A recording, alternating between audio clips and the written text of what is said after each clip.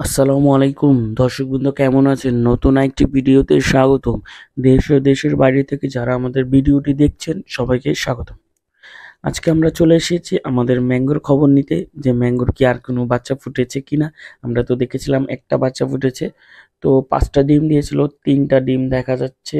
এখন ওকে চাপাতে হবে, চাপিয়ে দেখতে হবে বাচ্চাটা কোথায়, আর একটা বাচ্চা ফুটেছে কিনা। একটা বাচ্চা ফোটার কথা, যেহেতু আপনাদের 2 দিন হয়ে গেছে একটা বাচ্চা ফুটেছে, তারপর আর 2 দিন পর ফোটার কথা। তো ওকে বের করতে হবে, বের করে তারপর দেখাতে হবে যে বাচ্চা ফুটেছে কিনা। দাঁড়ান ওকে আগে বের করি। হ্যাঁ, বের করেছি তো।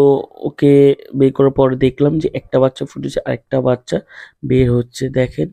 এটা কিছুক্ষণ পরই মনে হয় বের হবে।